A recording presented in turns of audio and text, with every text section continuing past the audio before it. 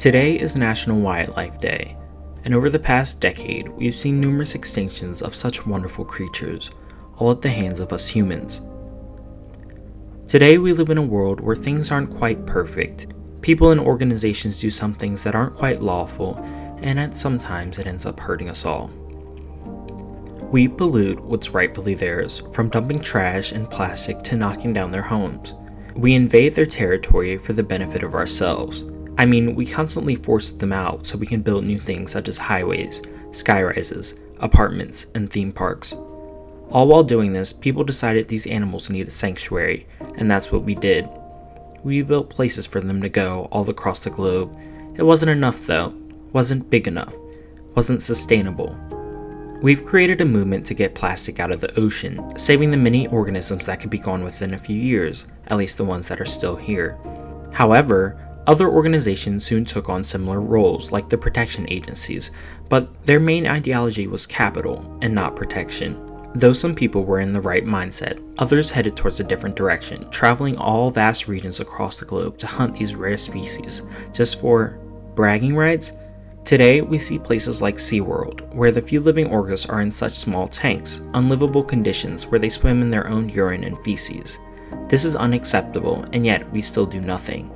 We have killed literally thousands of creatures from trees to seals and don't take a moment to glance back at all the harm we've caused worldwide. I'm confused because why can we fight for our politics and change but we can't fight for our globe, our home? I'm terrified, not only for these marvelous creatures on this planet who are in for such a longer journey already, but also our future children. There have been oil spills where thousands upon thousands of gallons of oil have leaked into the ocean, to the destruction of land, the melting of ice caps due to global warming, leaving the now homeless creatures to suffer in fatigue, all the way to our rising ocean levels. However, while many think wildlife is animals and nature, it can stretch further from that. Life itself is created from living cells and organisms that we can't live without. Nature is uncontrollable in a certain way.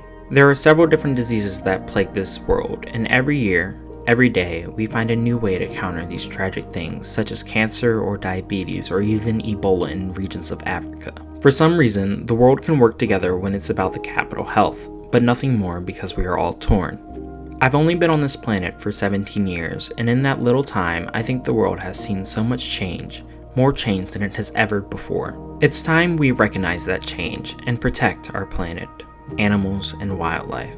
To the future generations to come, I'm sorry that you won't be able to see some of the marvelous creatures that we witness. I'm truly sorry that you won't be able to see the polar bears or the penguins or any rainforests. I'm sorry that we polluted the water that you swim in. I'm sorry that we cut down your oxygen source. So dear wildlife, I'm so sorry. There's no one to blame but us humans, and we waited so long to make change.